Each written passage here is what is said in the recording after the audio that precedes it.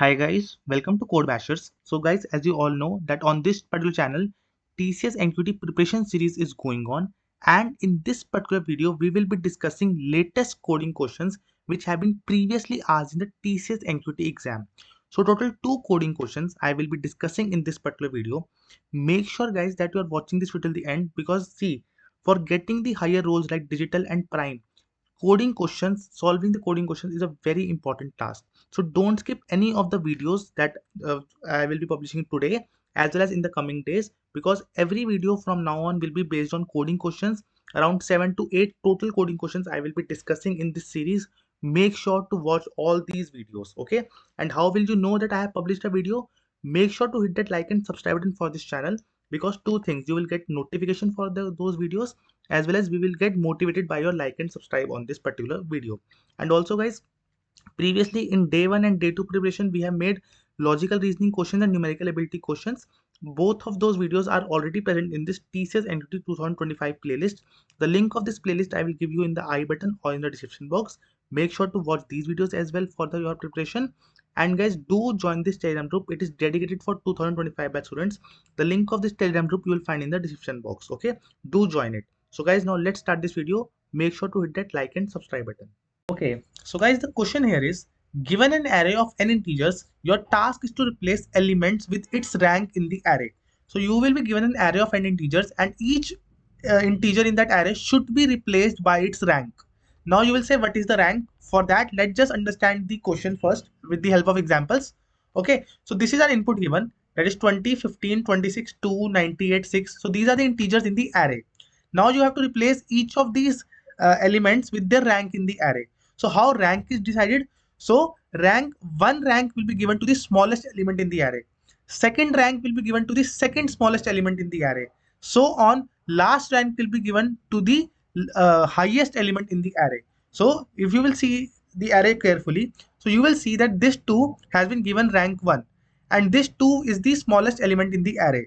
Okay, and the highest element, that is 98, it is given rank 6 in the array, because it is the highest element. So this is how in increasing order ranks will be decided, based on the element, based on the sorted positions of the element. So smallest being the smallest rank 1, and highest being the highest rank 6, and in between smallest to highest, each element with their with respective to their position in the sorted array, the ranks will be distributed. Okay, so this is how first example looks like. Okay, now let's just see the second example. So here also the concept is same. The first rank will be given to the element that is smallest in the array. In this case 1. Highest element is 15, so the highest rank will be 5. Okay, but you will say that total elements in the array are 6, so highest rank should be 6 obviously. But no, see here, two elements are getting repeated, 8 and 8. So only one rank can be given to a particular element. So in this sorted order, first 8 will come on the third rank. So therefore second 8 will also be given the third rank only, and then the number greater than 8 will be given the fourth rank, not the fifth one. So therefore the rank here is 5, but the elements in the array are 6. So this is how it is going. If the elements are same, then only one rank will be given to both of those elements. Okay, so I hope now the question is clear to you. Now let's just quickly go towards the approach of this question. Okay, so guys, before moving ahead, I would like you to know that on our top mid page of Code Bashers, we have TCS NQT exam preparation material. If you will open this material, this particular preparation material consists of all the sections which will be asked in the TCS NQT exam.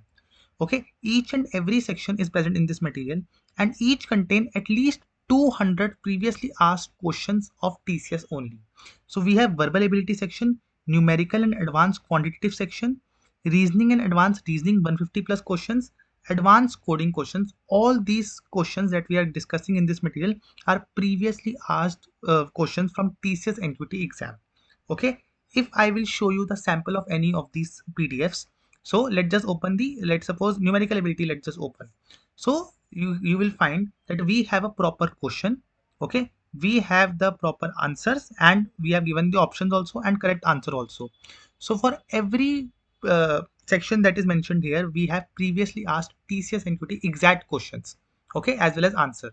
So if we know from 15th March TCS NQT exam is starting, so how can you prepare? By solving the previous year questions. And herein you will find 4 different PDFs, each containing previously asked questions from TCS for that particular section. Whether it is advanced or base foundational, all questions you will find in this particular material. The link of this material you will find in the description box. Okay, so guys, we will be using the hash map based approach. How we will be doing it? So see, what we will do, we will first sort the array, because I have told you the rank will be given basis on the basis of the sorting. Okay, so smallest element will be given the smallest rank starting from 1, and highest will be the highest rank. So first we will sort the input array. Okay, I don't know what is this happening. Just a second. Okay, yeah, now it is fine. Yeah, so first sort the array, iterate over the sorted array. Key will be in the hash map. Key will be the value, uh, key will be the value of the array, and value will be the rank starting from 1. So let me explain this point. So this is our input array. Okay, this is our input array: 1, 5, 8, 15, 8, 25, 9. So this is our input array. What we'll do, we'll first sort the array. Okay, sort the array in the ascending order. So what is how will the array look like? So array will look like 1, 5, 8, 8, 9, 15, 25. Now what we'll do, we will iterate over this sorted array. We will iterate over this sorted array, and at every position there will be a variable called rank. Okay, so rank will be starting from 1. This is a variable. Now at every element we will check whether that element is in the hash map currently or not. If it is not in the hash map, we will add it in the hash map, and we will give the key as this element and value as the rank. So let's just start by iterating the array. So first we are on this first element, that is 1. So is 1 present in the hash map? So answer is no. So 1 is not present in the hash map. So what we'll do, we will add this 1 in the hash map, and what will be the value? As I told you, value will be the rank. So rank will be initialized with 1. So smallest element will have rank 1. So here rank will be 1. Now once we have added this element, the processing of this element is done. What we'll do, we will update the rank to 2. So we will update the rank to 2, because rank plus plus, because next element will get rank 2. Now we will come into 5. We will check whether this 5 is in the array or not. Oh, is in the hash map or not? So no, it is not in the hash map. We will add this key value, 5 as key, and value will be the rank. So rank currently is 2. Now after this rank will update it to 3. Okay, rank will be updated to 3. So 8 we will be coming. So 8 is not in the array. Oh, hash map, we will add 8, rank 3. Now we will update the rank to, we will update the rank to 4. Now we will again come into 8, this 8, and this 8 we will check whether it is present in the hash map or not. So answer is no, it is not present in the hash map. So we will, oh sorry, the answer is yes, it is present in the hash map. So we'll leave this element as it is. We will move towards the next element, that is 9. We will check whether 9 is in the hash map or not. So we have added this in the hash map, and value will be the rank. Again rank will be updated by 1, that is 5. Okay, so that is 5. Next is 15. 15 is also not in the hash map. So 15 rank with 5. Okay, this element is done. Rank is updated to 6. Okay, now next is 25. So 25 is also not in the hash map. So 25 we will add, and the value will be 6. That is rank variable. So this is how all the variables will now be present in the hash map, with key as their original value, and the value in the hash map as their rank. Now what we'll do, once our hash map is filled, now what we'll do, what we will do after this iteration is over of after this, iterate over the original array and print rank of the current element from the hash map. Now what we have to do, we have sorted the array, but now once the hash map is filled, we will have to iterate the original array, so that for every element we can print the actual rank. Okay, not the sorted ranks, but the actual rank. Okay, so once we are coming to 1, so we will check from the hash map that what is the value, because value will represent the rank of that element. So it will be 1, so we will print 1. Then is 5, we will coming to 5, rank will be 2, so we will print 2 here. Then we are coming to 8, rank is 3, we will print 3 here. Then we are coming to 15, 15 value is 5, rank is 5. So then again we are coming to 8, 8 value is 3 only. Then we are coming to 25, what is the rank of 25? It was 6. Then we are coming to 9, what was the rank of 9? It was 4. So this is our actual output, that is 1 2 3 5 3 6 4. So 1 2 3 5 3 6 4. So this is our actual element. Once the hash map is filled, we will have to iterate over the original array. Now how we will, like once you have sorted the array, how we will know that what is the original array? For that, let's just move towards the code. And if you are finding this video useful till now and you have understood the question, please hit the like and subscribe button, because more such videos will be posted in future. And if you have not watched previous videos, the link you can find in the description box for this entire playlist. So now to understand how we can keep the original array after sorting as well. Let's just move towards the editor. Okay, so guys, I have already written the code. Okay, so first of all, what we'll do, we will take n as input, that is how many elements will be there in the array. Then we will be declaring an array of size n. Then we are declaring the second array also of size n. Why this is second array is required? For keeping the original array's value. We will look line by line. Okay, then we are declaring our map, hash map, unordered map. Okay, and again, to use this particular library, it is inbuilt. You will have to use this particular library in the top, that is hash include bit slash stdc plus plus dot h. So you can simply use this unordered map. Okay, then we are declaring a rank variable, int rank equivalent to 1. Now we are taking the input of the original array. So for we are iterating over from 0 to n, and we are taking the input for the original array, c in arr of I. Okay, next thing is, in the next loop what we are doing, it is important. Now what we are doing, this is our arr of I. Arr is our original array. We are maintaining a copy of the original array, that is our brr. Okay, so brr is the copy of the original array, because this arr, that is our original array, will be sorted after it. So we have to keep the original values also. So therefore we have made a second array, that is brr, and it is a copy of the original array. So after this loop is over, what we are doing the sorting of the original array, as I have told you already. Why we are doing sorting? Because to find the rank of each of the elements. Next, what we are doing, now we have to fill the hash map. For filling the hash map, I have told you we will again be iterating over the sorted array. That is our original array now, because it is sorted. First, we will check whether the current element is present in the hash map or not. If the current element is not present in the hash map, by this condition we will be checking. If the element is not present in the hash map, what we'll do, we will simply add that element as a key in the hash map, and value will be the rank. Okay, we will, again I'm telling you, we will add that element as the key in the hash map, and value will be rank. And after the processing of that element is over, we will do rank plus plus. Okay, rank plus 1. This was the case when the array element was not present in the hash map. But if the array element is present in the hash map, then in that case what we'll do, we will do nothing. We will simply move towards the next element. Okay, now after this loop is over, our hash map is also filled, and it contains the rank of each and every element. Next what we are doing, now we will be iterating over the original array, that is originally array, that is the brr, because it was the copy of it. It kept the positions of original array. We know that now our original array is brr. Now we are iterating over the brr. Okay, and we are simply printing out the rank of that current element. So if on the first position, let's suppose 1 was there, so mp of 1 it will print. Okay, then mp of 2 it will print, then mp of 15 it will print. Similarly, because this is the original array, and we are just printing the rank in the original positions from the hash map.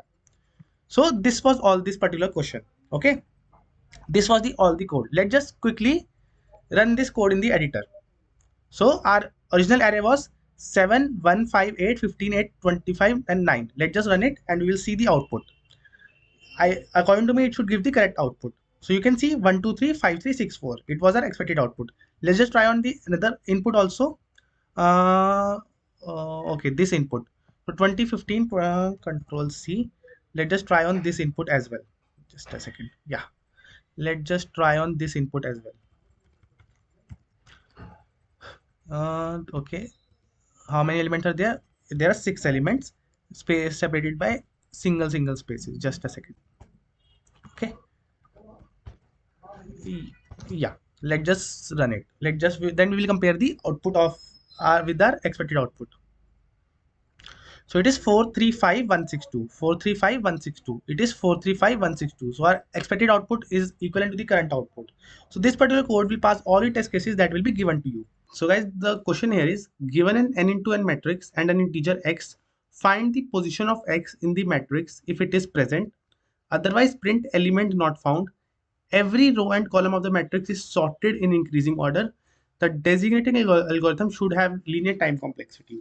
So what we are given an n into n matrix. Okay, n into n square matrix, and in the square matrix, how it is designed, if you will notice that the row is also in the sorted order, as well as different columns are also in the sorted order.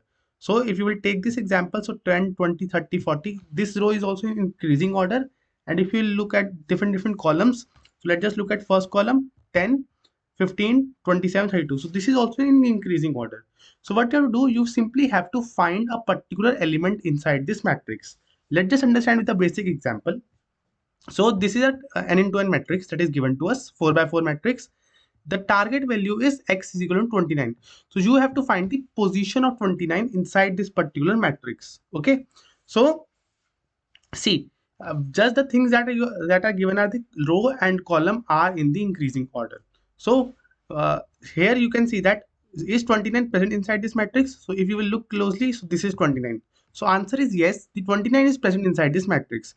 And once you have found that position, you will have to print that position. Okay, that 29 is present at 2, 1 position. That is second row starting from 0 index and the first column starting from 0 index. But there might be a case where the target value, that is in this case x is equal to 100, this particular thing, this particular value is not present inside this matrix. Okay, so in this you will have to print element not found. So these are two examples. So it is very simple, just that you have to find the given element inside the matrix. The first approach that you will be thinking in your mind, okay, what you will do, you will simply iterate over the matrix and you will check for each of the element if that element is equivalent to the target element or not. If it is, so it means it is present, and if it is not, then it is not present. But that approach will be done in the x big O of n square complexity. But the catch here is that we have to design a solution which will be running in the linear complexity. Okay, if you will like go to every element and check, okay, this element is equal to target or not, then it will be done in big O of n square complexity. But but the same thing we have to do in the linear complexity, and the things that we are given is that the row and column are in the sorted order. So let's just quickly move towards the approach part. We will see how the approach is working. Okay. Okay, so guys, before moving ahead, I would like to remind you that we have TCS NQT exam preparation material on our top mid page of Code Bashers. In this particular preparation material, you will find all the sections which will be coming in your TCS NQT exam. Every section contains at least 200 plus previously asked questions as well as answers of that particular section. So, okay, all these sections are present, and the questions that are discussed in these sections belong to previously asked TCS NQT questions only. So what is the best way to practice for TCS NQT is by solving the previous year questions. You will find them in a very well structured manner. Questions, option and correct answers are there in this particular material. So if you are interested for this material, the link you will find in the description box, and it can help you in your last minute preparation for your TCS NQT exam. Okay, so now let's continue with the video. Okay, so this is an input matrix. Yeah, the rows are also in the increasing order and the columns are also in the increasing order. And our target value is 29. We have to find the position of 29 in this matrix. If it is present, we will have to print the coordinates of that. If it is not present, we simply have to print that element is not present. So we have to do this in the linear order, not in the n square method. It is very simple. Just iterate over the array and check for each element. That is n square approach. But we have to do in the linear approach. In that case, what we'll do? So what we'll do, we will take two pointers. One is the j, which will be pointing towards the column. Then is I, that will be pointing towards the row. So we will begin our j and I with the last element of the first row. Okay, last element of the first row, this element. That is j is equivalent to n minus 1, I is equivalent to 0. So we will point I and j to the last element of the first row. Okay, this thing is clear. Now what we'll do, we will check whether we know that these columns these rows are also in the increasing order, and if we'll talk about this column, this is also in the increasing order. This thing we know. Now we will check whether our current element, that is 40, is it equivalent to 29? No, it is not equivalent to 29. Then we will check two things. If the current element is either greater than target or is either less than target. So if 29, target is 29 and we are having current value as 40. So it means that the current value is greater than the target. So it means that the target is less than the current element. So and we know that this row is in the sorted order. So if this is the case, then what we'll do, we will move towards the lower sides. Okay, where we can find the possible lower answer, because current element is greater than target. So if target is present inside the matrix, then we will have to move towards the lower part of that matrix. Okay, where lower elements are present. So currently we are 40 and the target is less than 40. So what we'll do, we'll move towards the lower part. So what we'll do j minus minus. We'll simply go here. Okay, we'll simply go here. Okay, that j minus minus we have done if the current element is greater than the target. Now what is the current element? So current element is 30 because I is pointing to 0 and j is pointing to n minus 2. So current element is 30. Again we will check whether our current element is greater than target or is it less than target. So current element is 30, so and target is 29. So it means that current element is greater than the target. So again we will move towards the lower part of the matrix where lower levels are present, and where the lower levels are present, it is present on the left of j, because from starting from j equal to 0 till j equal to n, it is an increasing order. So we will move towards the, earlier we were at 30, so we will move towards the lower positions or lower numbers. We will have to move j towards the left side. Okay, now the current element is 20. Okay, now we know that, okay, current element is 20 and target is 29. So it means that the target is now greater than the current element. And where are the greater elements present? Greater elements are present towards the lower side of the matrix, because the columns are also sorted in increasing order, 20, 25, 29, 33. So it means that, okay, current element is smaller than target, so we have to move towards the higher elements. To move towards the higher element, we will move I now. We will do I plus plus. We will move towards the next row because we know that at downside of the matrix, the greater elements are present. Okay, now the current element is 25. Now we will check, okay, so is 25 less than 29 or it is greater than 29? So it is less than 29. So again you have to move towards the higher numbers. Higher numbers are present to the below of the matrix. So below of the matrix we will go. So it is now I plus plus we will do. Now the current element is 29 and yes, target is also 29. So we have found the element. We will simply print the position of I and j. So I is 2, j is 1, 2 comma 1 will print. We have found the element. So I hope this thing is clear to you. Now even if this thing is not clear to you, let's just now find out 100. That is the next test case. Again what we'll do, we will start with this. I and j will start with the last element of the first row, 40, and we have to find 100. So 40 is less than 100. So what we'll do, to move towards the larger elements, we will move I towards the below. We will do I plus plus. Now 45, 100 is again greater than 45. So we will have to move towards the larger values. Larger values, for moving towards the larger value, we move I. We will do I plus plus. So we'll do I plus plus. Again 48 current element. So 48 is again less than 100. So again we have to move towards the large element. We will move I plus plus. Okay, then again 50 is also what you will say, it is less than 100. So again we will move towards the higher numbers and we will do I plus plus. So once we are done I plus plus, our matrix is over. So till even, so I has become equivalent to n now. Okay, and j is still there. So if any of the variables, if I becomes equivalent to n, then we will break, or j becomes less than 0, because currently j equivalent to n minus 1. If this j goes and becomes less than 0, then also we will break. So if either of the conditions are true, we will have to break. If I becomes equivalent to n or j becomes less than 0, we will have to break. In that case, we have not found the element. This approach is known as the staircase method of finding the element inside a sorted matrix.